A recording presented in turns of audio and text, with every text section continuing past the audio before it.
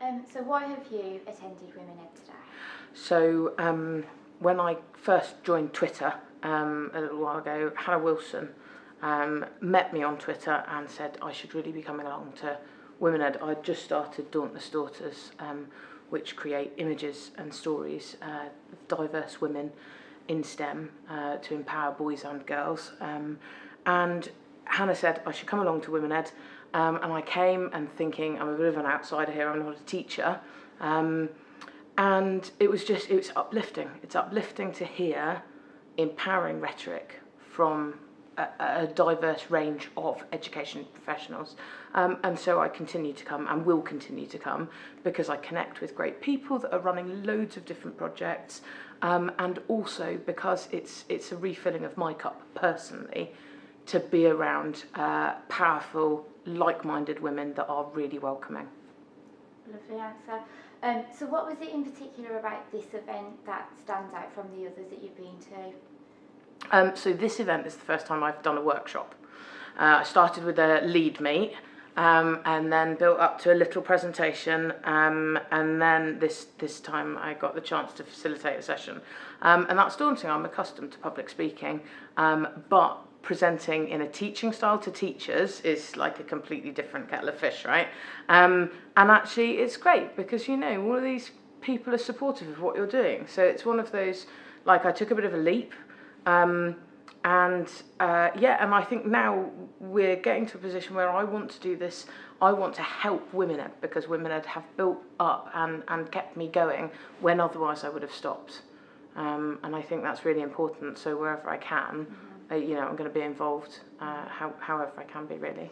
And can you talk a bit more about how you use STEM within your images and your work? So because it is a very important facet to what you do. So it's so we started with this alphabet book, which took children through lots of different careers, from chemist to doctor to engineer to veterinary science, and it's all about giving children in their primary years, in early year settings, and with other products up to secondary school, giving those children access to role models, because for children, seeing is believing.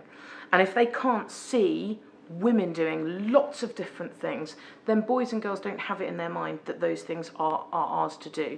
And that message, really, I know the company name is Dauntless Daughters, and that's actually something we're thinking about changing, just to be dauntless, which is how we kind of talk about ourselves quite a lot, because actually we are drawing pictures of boys now, because it's really important. I've realised that the closed-in boxes of gender segregation actually are just as harmful to boys as they are to girls. You know, the biggest killer of men under 50 in our society is suicide, because they don't want to be trapped in this ultra male world that they're in, and yet at no point do we give them validity to become, you know, caregivers, because there aren't, for men there aren't those images, those role models in diversity in that manner, in the same way that for girls at no point are we telling them as adults we value this idea of you being scientists, of you being great explorers, because those images don't exist for them. And I think for me, children are, pre-language, we all exist in a visual world, and actually that goes beyond linguistic communication. So then it doesn't matter who you're talking to or what you're doing, but pictures can convey stuff really easily and very powerfully, particularly to young children. If all they ever see is pictures of princesses, then they will obviously think that grown-ups expect them to be princesses. If they see pictures of women doing all sorts of stuff, they will know that we as adults expect them to do all sorts of stuff. It's that cultural shift, isn't it, though, that needs to happen in terms of, because images do speak a lot, and so do, I think, you know what I'm doing with the books and things. How do you see Dauntless, if that's what it's going to be called, sort of help change it culturally?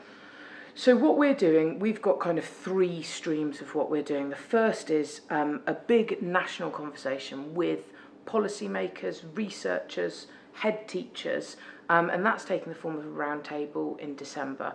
That conversation is about, okay, what do we want, what's wrong, let's identify that, let's all agree on that, and let's find some practical action points to come out of it.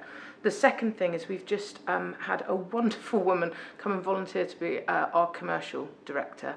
So we are going to try and get our products, our alphabet book, the colouring book, the resources, into like-minded brands, so, you know, big retailers. So, and that then, the revenue from that will enable our outreach work, which is the building of resources and working directly with schools. And that's the third group of work that we do, which is voluntary work, essentially.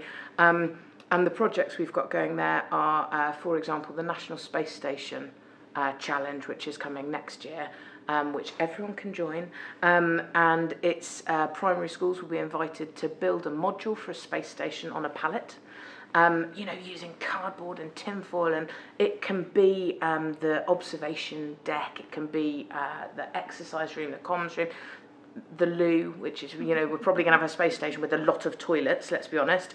But because that's a making and doing project, there's no barrier to entry financially, which I think is really important.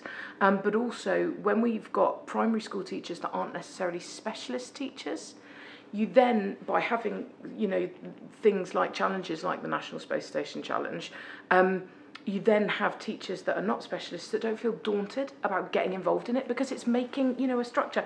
And we are going to get, Dauntless is going to give them the resources to bring the physics into that room.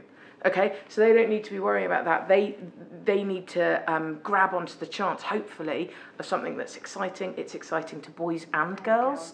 And also girls that feel that they're really not scientists. They can get involved in painting the walls of the space station, and while they're doing that, they are going to absorb the magic that is physics and the adventure that is space. And I think you made that point in your workshop as well, where you said that boys find all of that stuff fun because from an early age they play with that stuff, don't they? Whereas girls don't have that link with it, do they? They don't see it as fun. Exactly. How can we expect girls to find, you know, motorsports or engineering fun, but also safe? And and an environment that they want to be in, something that they want to engage in. How can we expect that if we are never giving them racetracks and cars? Well, the same things that you would give to boys, and why aren't we giving the same things to boys? Exactly, to girls if we're going to nurture the same sort of behaviours. Exactly. We're creating some resources for British Science Week, and we're doing that with Bright Sparks. Who are a company, a science specialist company. Dr. Jenny Hughes is working with us to create this plethora of resources, which are for boys and girls. They are cross-curriculum. So, for example, they'll be taking Cleopatra, and we'll go from Cleopatra to English and history and physics and science in exciting ways. So that will be a celebration of female characters, yes, but also cross-curriculum access, and they'll be out in March. And also just to say that if anyone does want to connect with us in terms of schools auditing how gender equal we are, whether there's any way we can help the school library to become equal, you know, like where are the books, where are your resources, what we can do, can we just provide you simply with a list of examples of brilliant women? You know, like actually, what is it specifically that we can help with? And if you think of something, then tweet us. We're at dauntless_STEM, or go visit the website, which is www.dauntlessdaughters.co.uk. And from there, you can get in touch with us and let us know if there's a project you want to work on. Because that idea that every person is powerful. And actually, what I want to reach out to the women-led community and say is, okay, if you don't feel powerful, then I'll partner with you. Like, what can we do? I want to change this outcome for girls and boys in the classroom. You guys are in the classroom. Tell me how I can help. Yeah, how can I?